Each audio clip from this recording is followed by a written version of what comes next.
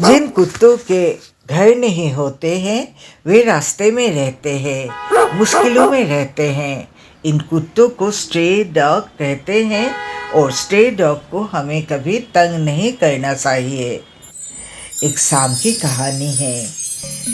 उस शाम लिसा बॉब के साथ घूम रही थी पड़ोस में। कुछ दूर एक घर से एक कुत्ते की रोने की आवाज़ सुनाई पड़ी।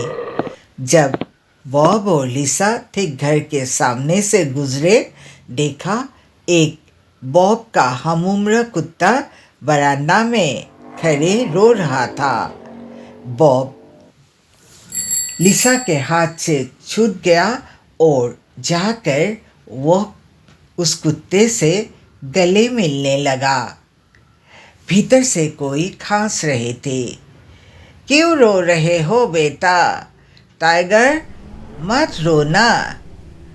फिर वो औरत बाहर आई, बरामदा में आई और बॉब को देखकर चकित हो गई। फिर लिसा की तरफ मुंह मोड़कर उन्होंने पूछा, यह कुत्ता क्या आपका है?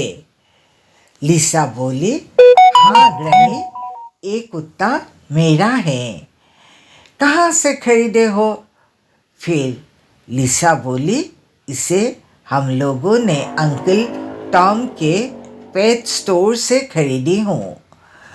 फिर वो बुजुर्ग महिला खांसने लगे। मैंने ठीक ही सोचा था।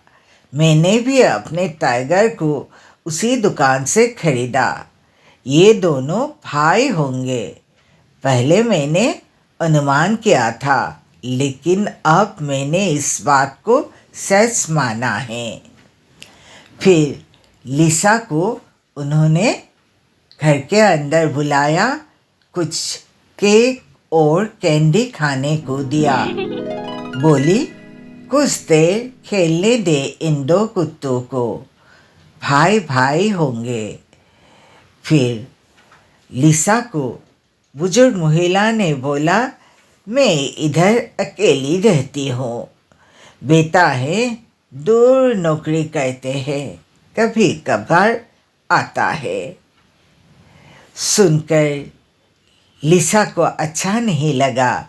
बुजुर्ग औरत अकेले रहने से कितना प्रॉब्लम होते होंगे।